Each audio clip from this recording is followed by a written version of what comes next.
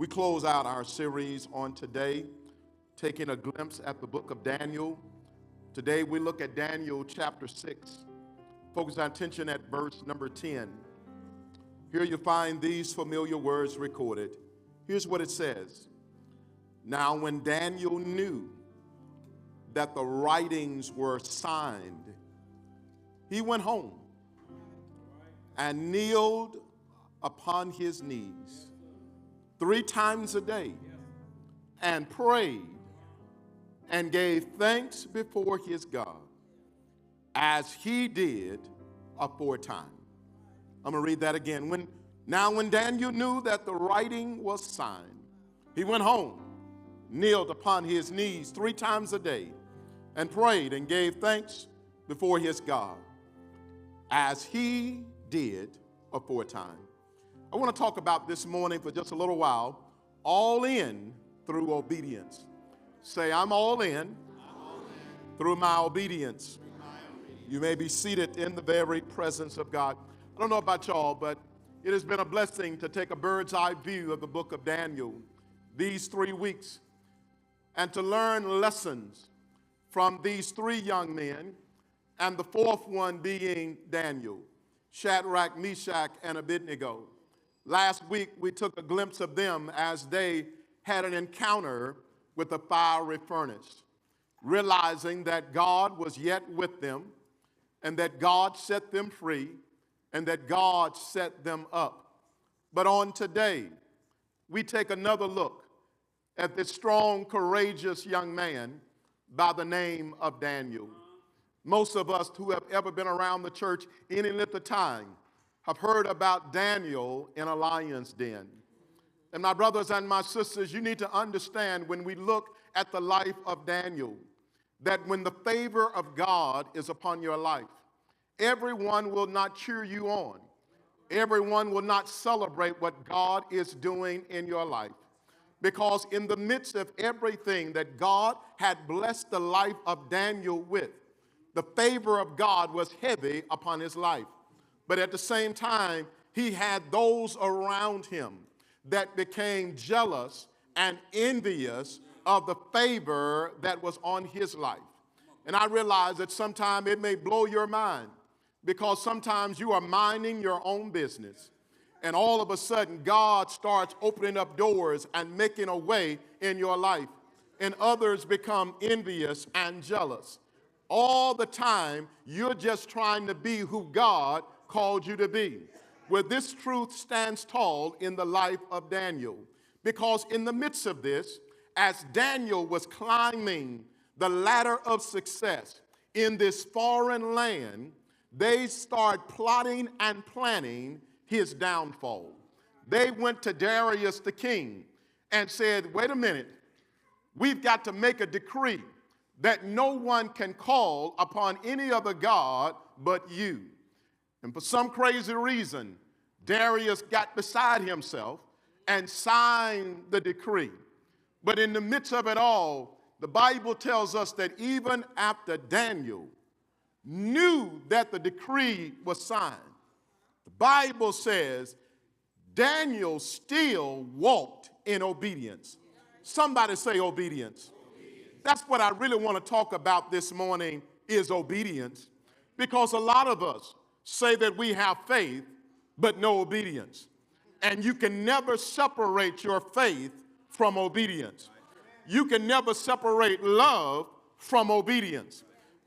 Jesus said, if you love me, you will keep my commandments. Don't say that you love the Lord because he heard your cry, but you never obey what the Lord has told you to do. That is a contradiction. So my brothers and sisters, you can only rise up to the level of your obedience. You may say that you love him, but your actions are demonstrating something totally different. But then you can't separate faith from obedience. Some of us say we've got faith in God, but at the end of the day, if your faith never turns into obedience, something is wrong with your faith. Somebody say, I got faith and obedience. Yeah, we wouldn't have Hebrews chapter number 11 if it wasn't for those who believed but yet obeyed God. Y'all remember Noah? The Bible says that God warned Noah of things yet to come. And the Bible says, being warned, Noah obeyed God and built the ark. What if he would have just believed but never built? All of them would have drowned. A lot of us say we believe, but we never walk in obedience. Put some actions behind your faith. Are y'all with me in the house? So for just a little while, let me tiptoe around verse number 10 and unpack some things. First of all, obedience that overcomes fear. Somebody say, overcome fear. You got to understand that the decree said, if it's discovered that you are praying to any other God but to Darius, you're going to be thrown into a lion's den. These are not cats. These are lions. These are not kittens. These are lions. And not just lions, hungry lions. Are y'all with me in the house? But in the midst of it all, Daniel said, I don't care what you sign. I don't care what you say. I don't really care what the penalty is. I'm going to obey God and overcome this situation and still walk in obedience. I wish I had some believers in the house that was going to have enough faith to overcome your fears. Get this right here. Daniel was able to overcome fear because he relied on the presence of God. Somebody say, I'm depending on the presence of God. You see, sometimes we walk in a dark place, and because you can't see your way doesn't mean that God is not with you. That's why David said, yea, though I walk through the valley of the what? He says, I fear no what? Why? Because thou art what? His rod and his, they do what? Comfort me. He says, and at some point, he'll prepare what? In the what? He anoints my head with what? My cup does what? You got to depend on the presence of God. And I don't know about y'all, but if God be with me, he's more than the world against me. If God be for me, who can stand against me? I'm always reminded of the story, the poem Footprints. Tells us that when the man made it to heaven, he looked back over the seashore of life's experiences, and during the rough times, he only saw one set of footprints. He went to God and said, what's up with this? I thought you told me when you saved me that you would never leave me nor forsake me. He said, you ain't looking at this thing the right way. It's when you only see one set of footprints. It was then that I picked your hard-headed self up and I carried you when you could not carry yourself. Somebody say his presence. Yes, Daniel had confidence of the presence of God in his life. And get this right here. Not only did he have confidence in the presence of God, get this. You've got to have enough faith to reject the spirit of fear. Somebody say reject it. Yeah. See, there's some stuff, Amos, that the enemy throws at us, and we receive it too often. Everything that comes your way, you don't need to receive. Y'all ain't getting it. If you got to sign for something that you didn't order, why are you signing for it? You need to what? Reject it. The Bible tells us that in 2 Timothy chapter 1, verse number 7, it says, for God has not given us the spirit of what? But of what? Power and of love and of a sound mind. I don't know about y'all. You got to start resisting some stuff. You got to start rejecting some stuff and say, this is not of God. Because fear will take you to a place you don't want to go. Oh, my God, help me preach this thing. Get this right here. Fear is a spirit. And if you're not careful, fear will paralyze you. Oh, my God. It will paralyze you and stop you from walking into the things of God. You've got a destiny. And the Bible says we walk by what? And not by. It ain't based on what you see. It's based on what you know. And I know the plans and the thoughts that God has for me, not of evil, but to give me a what? A future and a hope. So in the midst of all of this, Daniel relied on the presence of God. Daniel rejected the spirit of fear because the spirit of God tells us it's of power. Somebody say power. In other words, authority to stand. Ooh. Why you running around here jumping at everything that says boo? Why you running around here staying up all night long at everything that don't look good? God has given you authority. Oh my God. Greater is he that is where? Than he that is. The Bible says I can do some things through Christ who gives me what? We have power. But then it says love. Somebody say love. The assurance of belonging. Oh my God. Sometimes in the midst of darkness, sometimes in the midst of danger, we feel like God has abandoned us. But when all is said and done, he is close to us. Are y'all with me in the house? But then it closes by saying, and of a sound mind. See, if you let fear get the best of you, you will stop thinking right. Oh, y'all don't want to help a brother this morning. I said, you'll find yourself doing some stuff that makes no sense at all. But God says, God has not given us the spirit of fear, but of love, power, and a sound mind. So first of all, you've got to overcome fear. But then here's the second movement in the text, and that is you've got to overcome and walk in obedience with faithfulness. Somebody say, be faithful. Not only did Daniel overcome fear, but Daniel said, in the midst of the chaos, in the midst of the sentence that I've been given, I'm going to still be faithful. The Bible says that even after he knew that the decree had been signed, he said, y'all think y'all going to stop me from praying? You better think again. Are y'all with me in the house? He prayed as he did aforetime. Now, come here. You can't start being faithful when the test comes. Daniel didn't start praying when the decree was signed. The text tells us this was his routine. This was a part of his behavior. And God is trying to put something in us.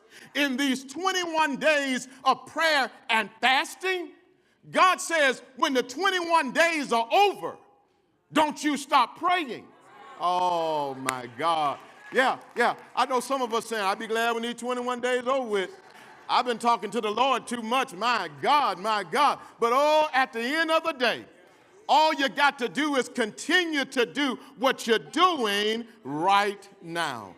Just a little talk with Jesus makes everything all right. Get this right here. Daniel was able to be faithful because Daniel walked in submission. Somebody say submission. And I know that's a bad word for some folks, like, I ain't submitting to nobody. But you got to realize who you are submitting to. You're submitting to the God of all gods, the great I am, the strong and powerful one, the Alpha and the Omega, the beginning and the end, the one that has all power in heaven and earth in his hand. Submit, surrender to him. In other words, come up under his authority. That's what it really means to submit. To come up under someone that is greater than you. Ooh, Jesus. And when you come up under him, you now have access to everything that he has. Are y'all with me in the house? That's why the Bible says in the book of James, it says, submit yourself therefore unto God, resist the devil, and he will flee from you. There's an order. Somebody say order. He's simply saying when you submit, God will give you power to resist. Y'all missed that. Y'all missed that. I said when you submit, God will give you power to resist. Some of us are resisting but with no power. But when you submit and surrender, God empowers you with what you need to resist every plot, every plan that the devil throws at you. Now get this right here. He submitted and was not depending on his strength, but a strength that was greater than he is. Are y'all with me in the house? Now, here's the challenge. Daniel had to pass the test. I knew it was going to be quiet right here. The problem is some of us are stuck because we haven't passed the test. Now, I know it's been a long time for some of y'all been in school, but sometimes you can never go to the next grade unless you pass. Some of us are still in the same spot that we were 5, 6, 7, 13, 20. I'm talking about just stuck. And when you get stuck so long, you get satisfied at being stuck. You get comfortable at being. You get content at being. But at the end of the day, at some point, you got to wake up and pass the test. The only way you can go to the next is to do what? Daniel said, bring the test on. This all you got? You think you're going to stop me from calling on my God? Daniel said, all you got is a lion's den? You got to understand who made the lion. Y'all ain't with me in this house. And understand something. Here's the good part about taking tests. Everybody say take a test. Sometimes you can learn from others' tests. That went over your head. That went over your head. It was just a few chapters ago that the 3 boys had to deal with a what? Fiery furnace. And I believe that Daniel said, if the Lord brought them out, if the Lord made a way for them, surely he'll make a way for me. I don't know about y'all, but there comes a time that every now and then you need to look on somebody else's test. Lord. I don't mean no harm. Can I tell on myself? I was a typical football player. Y'all don't look at me bad. Don't roll your eyes at me because some of y'all was the same way. Yeah, and every now and then when I wasn't prepared for the test, and it was bad when you sat next to somebody and they want to.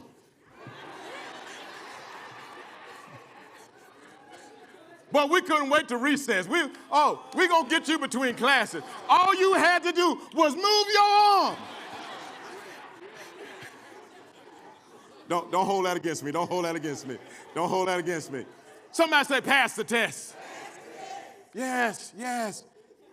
He had not forgotten what Shadrach, Meshach, and Abednego had already been through.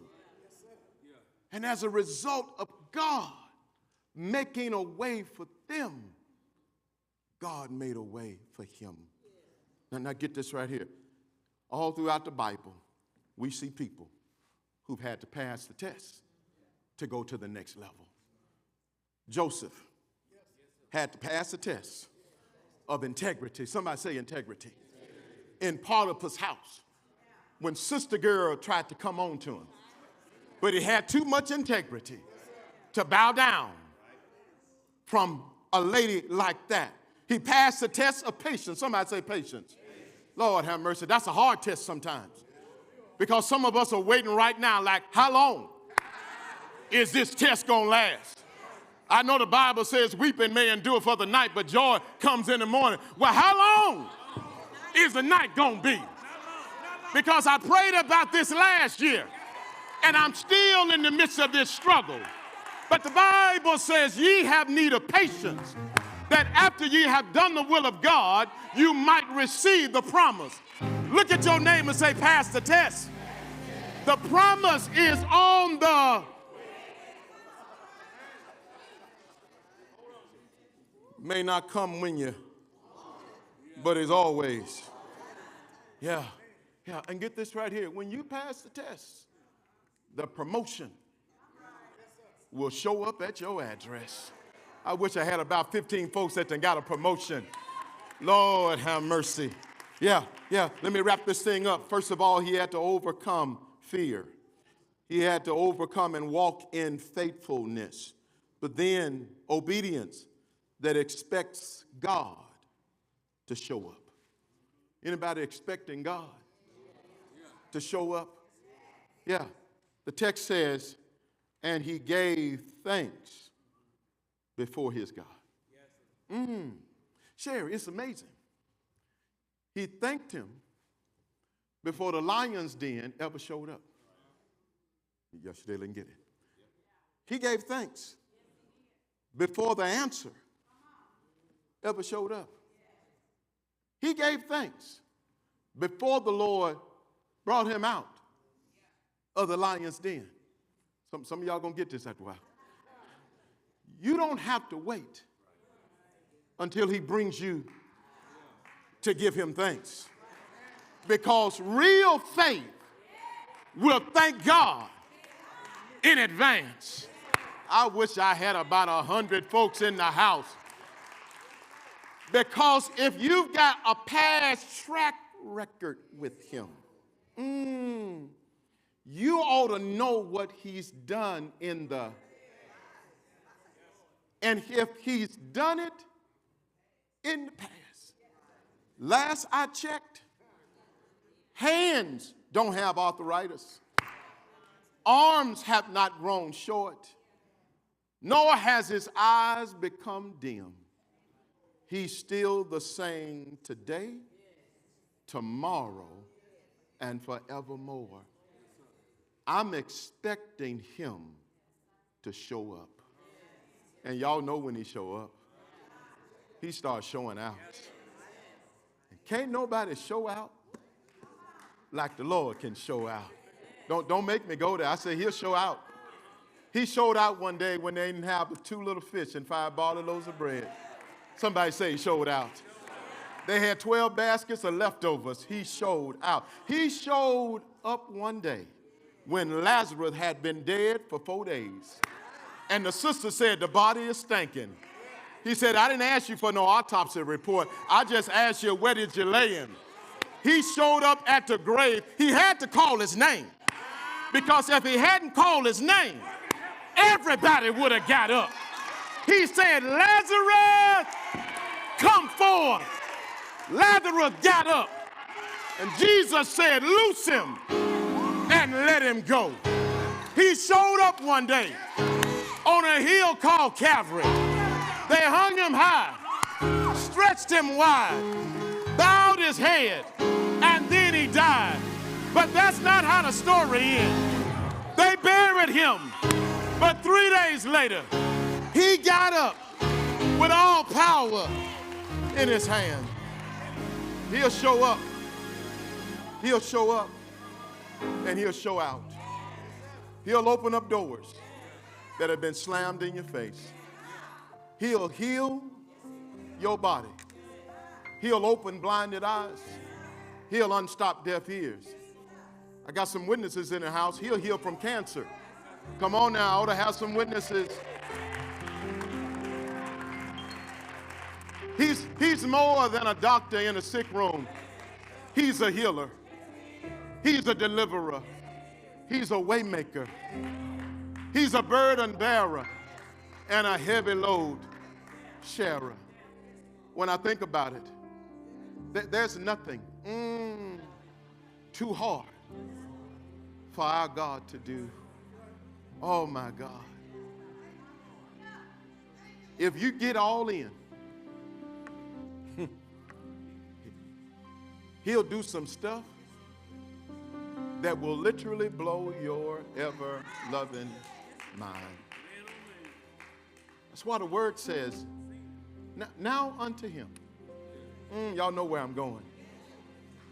That is able to do exceedingly. Oh my God. And abundantly. Above all that you can pray for. When your vocabulary runs out, He can exceed that.